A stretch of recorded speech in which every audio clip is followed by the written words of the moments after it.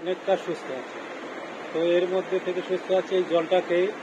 আমার রোগ ছিল, এই গিটে গিটে ব্যথা ছিল, হাত পা তুলতে পারতাম না, হাঁটতে পারতাম না, হাঁটুতে ব্যথা, রাত্রে পাটতলায় জ্বালা করতো, ঘুম হতো না ঠিক মতো। তারপরে সুগার রয়েছে, সুগার থেকে আমার সমস্ত কিছু হয়েছে।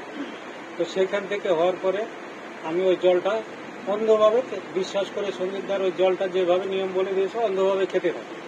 খেয়ে আজকে আমি বিরাট জায়গায় এসেছি এবং এইখানটা শারীরিকভাবে বিরাট জায়গা বলতে শারীরিকভাবে আমি এখন দারুণ এনার্জি ফুল রয়েছি। চেহারা আমার মোটা সোটা হয়নি, কিন্তু এটা চেহারা মোটা যাদের তাদের কমে যায়।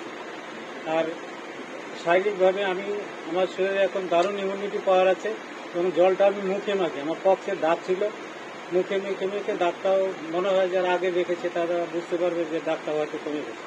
স্কিনের দুর্ধর্ষ কাজ করে। এই জল ছাড়া আরেকটা স্কিনের রোগ আছে, এভরিথিং স্কিনের রোগ সেরে যাবে, সেটা এখানে নেই। এই জলটাই আমি মুখে মাখি, তাতেই আমার অনেকটা উপকার হয়েছে। তো এইভাবে আমি এখন সিদ্ধান্ত নিয়েছি আমি যতদিন বেঁচে থাকবো আমি জলটা খাবো। কেন না, এবার এটা আমার জলটা কিন্তু প্রচণ্ড দাম, 4,000 টাকা লিটার জল। এই জলটা খেতে গেলে 4,000 টাকা দিয়ে 1 লিটার জল কিনতে হবে। তো 4,000 টাকা লিটার জলটা আমি এত টাকা কোথায় পাবো, এত পয়সাও আমার নেই।